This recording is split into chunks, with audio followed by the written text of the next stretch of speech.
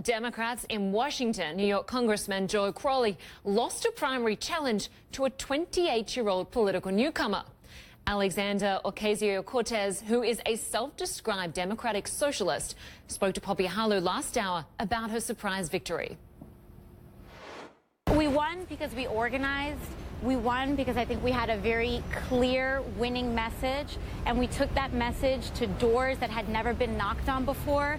We spoke to communities that had typically been, I think, dismissed, and they responded. You know, when people feel like they are being spoken directly to, I do feel like they are willing, they'll do things like turn out in an off-year midterm primary. Well, Dan America is in Washington for more on this, and this was an incredible victory. This is a 28-year-old who had less than a tenth of the funding that her opponent had, who is a veteran Democrat. How did this happen?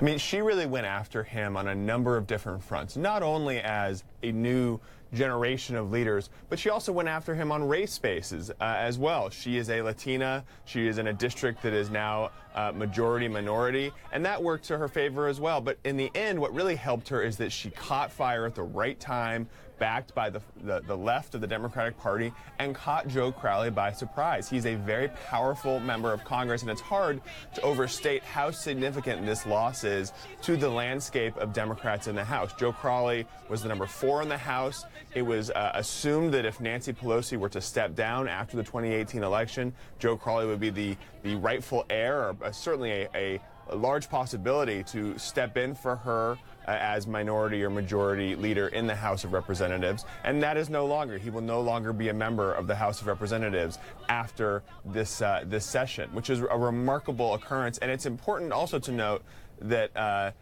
Ocasio-Cortez also went after him on policy matters. She backed defunding ICE, the immigration services here in the United States. She backed Medicare for All, which is basically a Canadian-style health care proposal here in the United States. All of that is seen as far to the left of the Democratic Party, but it worked in this New York metropolitan area district. Now, will that work nationwide? That's what remains to be seen, and that's certainly what Republicans are going to raise as they analyze this race and the importance of it on the broader context of what happens in 2018. It is fascinating to think that that is far to the left here in the U.S., where universal health care in the developed world happens in every country.